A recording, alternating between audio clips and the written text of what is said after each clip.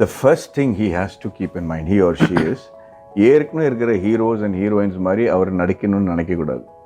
நான் கமல் சார் மாதிரி வருவேன், இல்லை ரஜினி சார் மாதிரி வருவேன். ஏன்னா ஏற்கனவே அவங்க இண்டஸ்ட்ரியில் இருக்கிறாங்க. ஸோ அவங்களோட இன்னொரு வெர்ஷன் நமக்கு தேவையில்லை. What has conditioned you in life? உனக்கு நீ நடிகனா வரேன்னா உன்னை பற்றி என்ன விஷயங்கள் வந்து மக்கள் வந்து தலை நிமிர்ந்து பார்ப்பாங்க தியேட்டருக்கு அப்படிங்கிற ஒரு கேள்விக்கிட்டு இருக்கணும். ஸோ அதில் வந்து நடிப்பை தவிர வாழ்க்கையில் ஏதாவது ஒரு விஷயத்தில் பயங்கர எக்ஸ்பர்டீஸ் இருக்கணும். நாளைக்கு வந்து உனக்கு ஒரு சோல்ஜரோட ரோல் கொடுக்குறோம், இல்லை வந்து ஒரு நெகட்டிவ் லீடு கொடுக்குறோம், இல்லை வந்து ஒரு சயின்டிஸ்டான ரோல் கொடுக்குறோம், இல்லை உங்களுக்கு வந்து ஒரு நல்ல கதையில் வந்து விக்ரம் ஏதா மாதிரி ஒரு என்கவுண்டர் ஸ்பெஷலிஸ்டான ரோல் வருதுன்னா அதுக்கு நீ என்ன மாதிரி லைஃப்பில் எக்ஸ்பீரியன்ஸஸ் ஏற்கனவே அனுபவங்கள் வச்சுருக்கிய அப்படிங்கிறது மிக முக்கியமான விஷயம்.